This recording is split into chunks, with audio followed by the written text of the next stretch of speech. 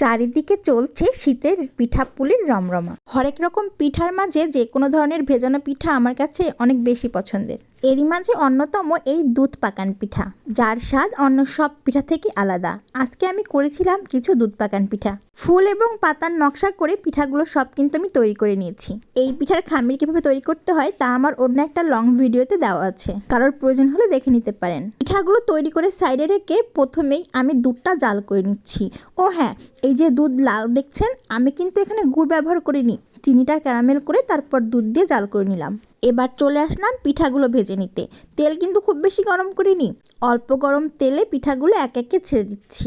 আর চুলার আঁচও কিন্তু একেবারে লো টু মিডিয়াম হিটে রেখে পিঠাগুলো ভাজতে হবে, তা না হলে কিন্তু পিঠাগুলো ভালোভাবে ভাজি হওয়ার আগেই পুড়ে যাবে। পিঠাগুলো তেলের ভিতরে ছাড়া মাত্রই কি দারুণভাবে ফুলতে শুরু করেছে, এই দেখুন।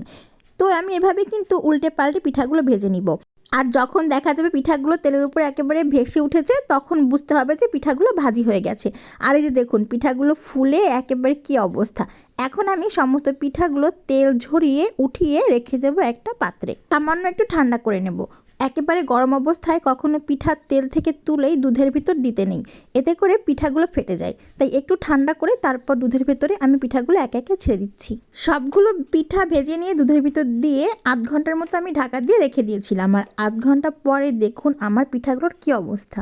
সবগুলো পিঠা দুধ চুষে নিয়ে দেখুন ফুলে কি অবস্থা, দেখে একেবারে জিভে জল চলে আসতেছে। তাই আর দেরি না করে ঝটপট আমি প্লেটে তুলে নিলাম খাওয়ার জন্য। দুধ চুষে নিয়ে পিঠাগুলো একেবারে নরম তুলতুলে হয়ে আছে, একেবারে রসগোল্লার মতো। চামচ দিয়ে কেটে একটুখানি মুখে দিতেই একেবারে মিলিয়ে গেল, কি স্বাদ।